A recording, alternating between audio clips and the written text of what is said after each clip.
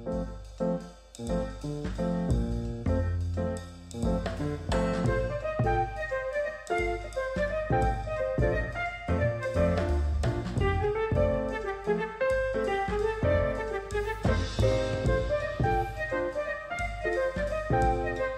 this is Renz from Fragrance Talk Philippines, and today we are gonna give you a new segment called Know Your Seller.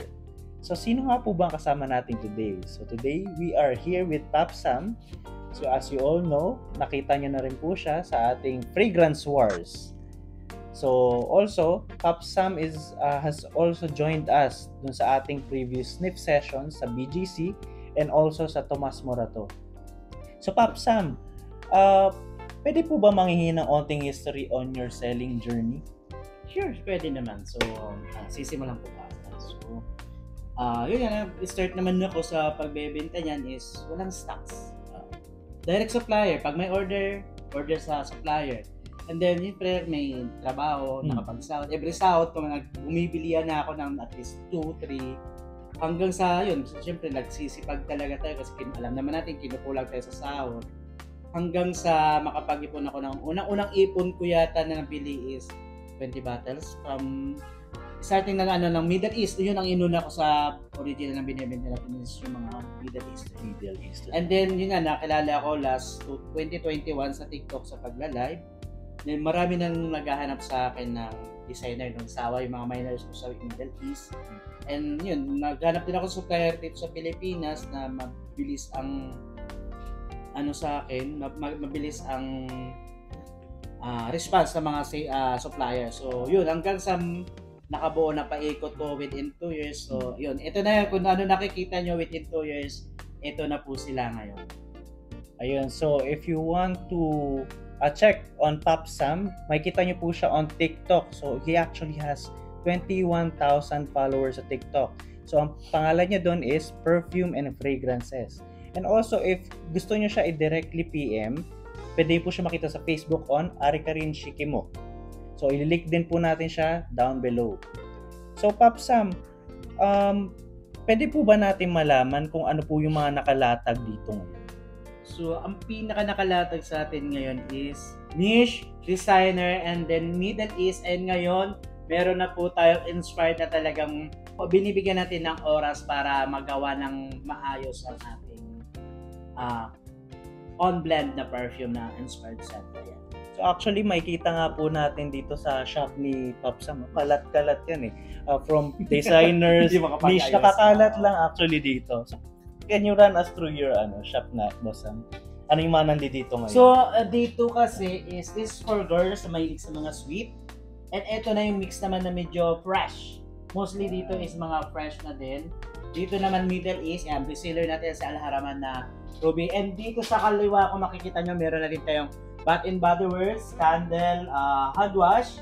Then yun, meron na din ako available as na affordable natin na nakalagay sa demo. So tinatanong nila sa akin minsan, sir, ano ba pinagkakaiba ng brown white box na demo compared dun sa regular? So sabi ko, wala namang pinagkaiba sa quality, sa projection, or sa scent. Ang pinagkaiba lang talaga is yun nga, sabi ko lagi na box lang po at saka presyo ang pinagkaiba nila. Ayan. Then, ayan, dito Bath and Body Works, and dito din yung mga iba natin mga Middle East. And dito sa baba is mga niche na. Ayan, so marami naman tayo kahit paano mga niche. Ayan. So, Pop Sam, among these na naka-display dito, sa sobrang dami nito, ano yung pinaka-favorite mo dito? Ayan. Ito ang pinaka-maamoy niya talaga sa akin na pang-araw-araw. Hindi lang naman pang-araw-araw. Actually, talagang maano nyo siya sa akin lagi, maaamoy nyo siya. This is Jo Malone na and Tonka. Ayan, favorite talaga, number 1. So that's an interesting pick, no, sa Jo Malone. Dito naman sa mga to, ano yung best seller mo sa TikTok and your avenues of selling fragrances? Bali tatlo kasi. Sa MA ko, ang best seller kasi sa Middle East is syempre not only intense, which is talagang lagi ko siya na-flex. And then asad ka, so mabilis maubos. And then 9 PM, ayan, top 3 sa Middle East. Ang top 1 ko naman sa designer is si Eros talaga. Eros and Subad, sila ang naglalaban talaga. Sa niche natin, ang pinaka big seller ko is Evapora talaga. Kung makikita nyo yung Evapora sa atin is kakasa ko lang yan, wala pang 1 month, nakabenta na yata tayo ng 21, something, parang ganon. And of course, nandyan din po si Hasibat, ayan, and Naxos. Ayan po yung tatlo na niche ko na pinakamabilis kong nabebenta sa live selling ko sa TikTok. Ayan. And then, dito naman po sa on-blend natin o sa inspired na sarili nating gawa is, ang pinaka-best seller natin dito is yung sa panlalaki, which is the Celsius. Inspired po siya sa Stronger With You original or the classic, yung EDT. And of course, dun sa babae, ang best seller ko as of now is si Magnificent, which is sent po siya ni Paradox. Hello, siya rin sa unang nag-review sa akin kay si Miss Ma'am Annie. Annie. Miss Annie, thank you so much sa pag-review natin dyan. Ayan, so ayun nga po, no? Ito yung mga inspired scents na own blend ni Boss Sam.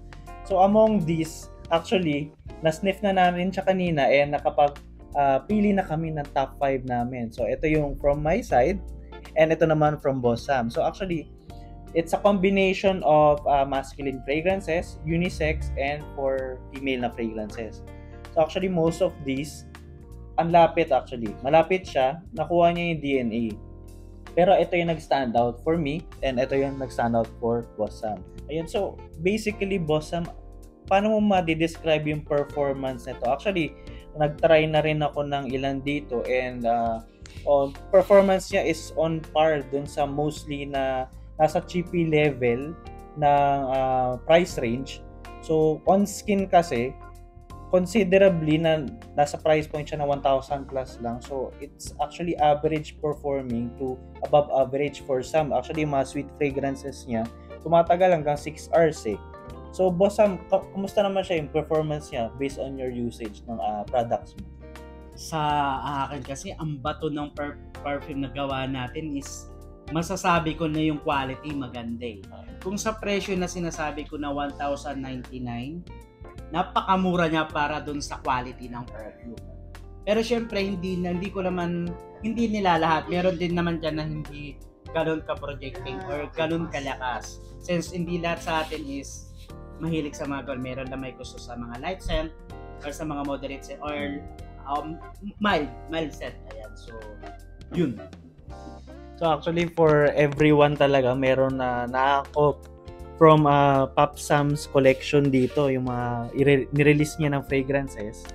And with that, gusto na nating malaman ano nga ba yung top 5 namin. So starting off with you, Pop Sam, sige, introduce mo yung top 5 mo. Actually, ang top 5 ko is, yung isa guys, yung top 1 ko, inagaw pa niya. So sabi ko, sige, pili na lang muna ako ng isa. So, ang pinalit ko dun sa top 1 ko is Atlas. BDC Parfum Vibes ang scent nito guys. Pero ito is may twist ng BDC na may pagka-fresh and citrus. Hindi na siya leathery, fresh and citrus lang po siya. Actually, ito yung BDC Parfum na medyo soapy yung yung top layer niya. And then yung top 2 natin dyan is, syempre ito, hindi pwedeng mawala. Your Breath. Ayan, ang scent na pinag-anoan nito guys is Lacoste Blanc or Lacoste L12. Lacoste Blanc or Lacoste White. Ayan, ito ang top 2 natin na mas okay sa akin sa pang-araw-araw talaga. The best. And sa projection nito, lumalaban din po siya. Actually, naamoy ko rin to. Ito yung mas more fresher take doon sa Lacoste Blanc DNA. And napakabango niya actually. Pinamoy ko siya kay Hana. Ito, nandito yung si Hana, si my girlfriend. Mataas yung rating niya. So, next po please. The next natin is ito, si Cavalier.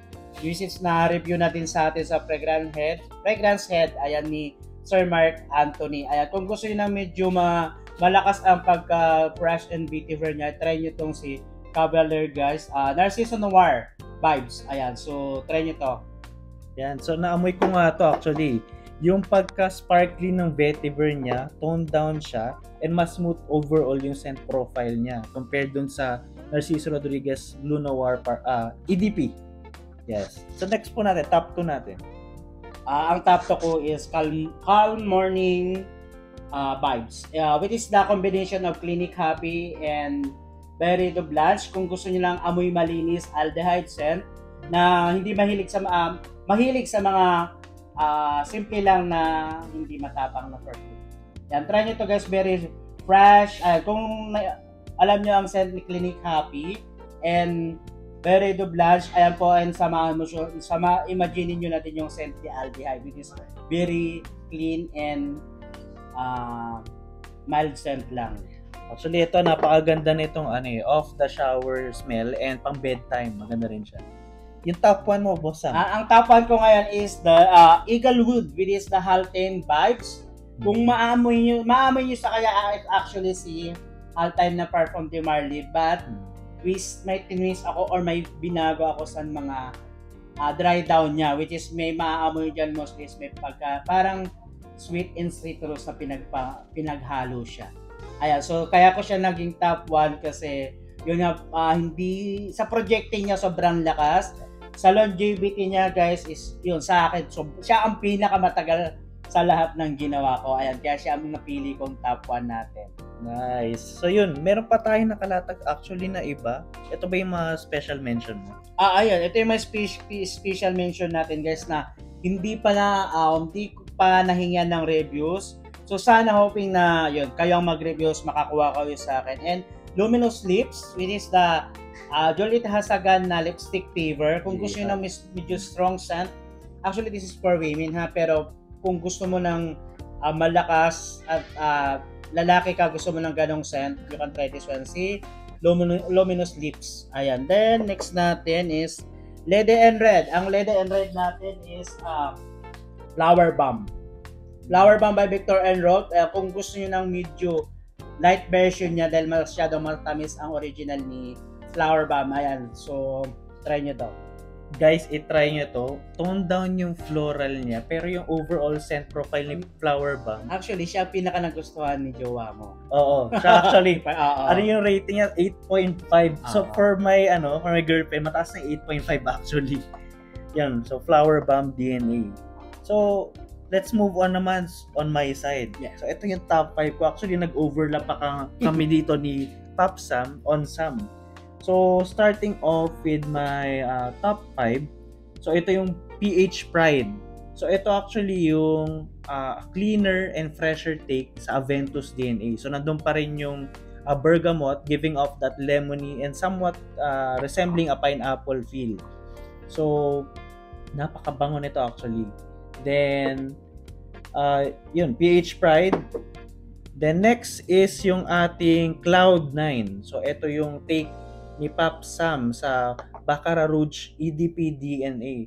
So actually, ang pagkakamoy ko dito, it's like Tomas Cosmala na amped up onti yung florals, pero not necessarily making it lean more on the feminine side. It still smells masculine actually. So Cloud9. Next, ito yung take ni Pop Sam na, ito na, dito na nagsisimula yun kasi considering I'm a sweet tooth and somewhat liker na mga boozy notes. So, ito, 70s Bistro. So, ito yung take ni Boss Sam sa Jazz Club. Alam mo ba kung bakit 70s Bistro ang nakalagay ayun, dyan? bakit nga ba? Kasi nung kinagawa ko siya, na-imagine ko yung bistro sa BGC, I don't know, BGC or QC. Sa QC, oh. So, sabi ko, parang ganun ang vibes niya. Sa, ano na yan, sa lugar na yon. Actually, lahat sila parang ganun ang inano ko eh. Kung saan sila lugar mas ma-appreciate. Anong vibes ng scent nila. Para siyang basically same thought process ng pagbigay ni Maison Margiela ng pangalan sa kanilang mga fragrances. So ito 70s Bistro, similar to Jazz Club. Malapit siya actually yung pagka-boozy and vanillic ni Jazz Club. Maamoy mo talaga dito. So next would be, actually dito na nag-overlap yung aming mga picks. So ito nga po pala yung top 2 ko. Ito actually yung first na nag-overlap sa amin dalawa ni Pop Sam. So this is his take on the Stronger With You Eau de Toilette DNA.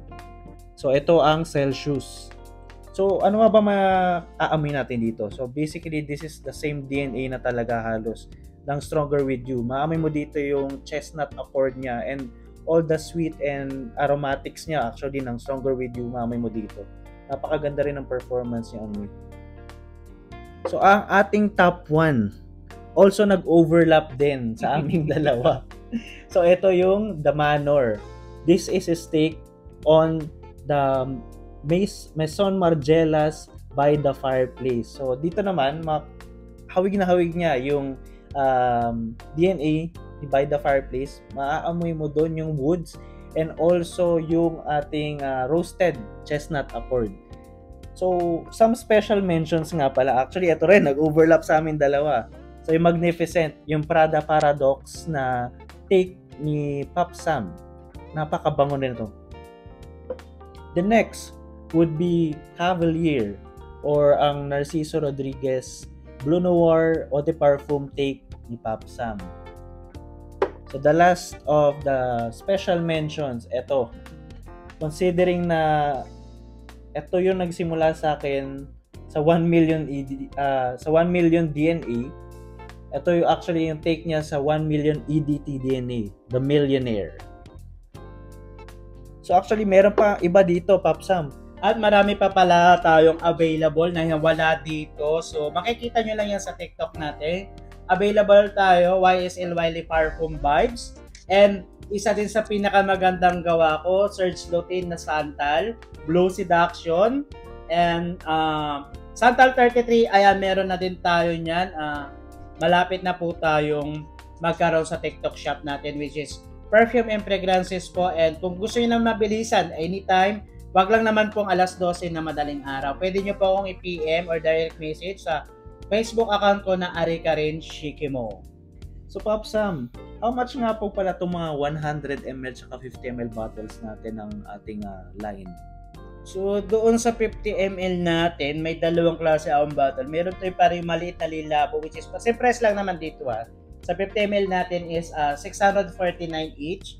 And sa 100 ml natin is 1,099 lamang po sila each. Ano po yan, isang presyo na po sa 100 ml at saka sa 50 ml po. Ayan, available natin yan sa TikTok shop natin. Ayun, grabe yung price point niya, no? So, for the quality ng juice na pinojuice ni Pop Sam dito sa mga creations niya, it's a bang for your buck talaga. So, take my word for it, napakaganda talaga ng mga blend ni Pop Sam. So, I think that will be all, Pop Sam. Meron pa ba tayong kailangang sabihin sa ating mga viewers? So, wala na. Baliban lang. Abangan nyo pa ang mga ibang scent natin na gagawin pa soon. So, thank you for that, Pop Sam. So, yun. Thank you din sa sa panayam ngayon dahil yun nga sabi ko sobrang busy pero sige para sa exposure din ng mga perfume natin na ginagawa talaga. So guys, if you like this kind of content, and actually meron pa kami nakalinya ng mga sellers na for interview actually here on Fragrance Talk PH, please give us a thumbs up on this video and subscribe to our YouTube channel, and don't forget to follow us and like us on Facebook at Fragrance Talk PH. So, Pop Sam, till the next time!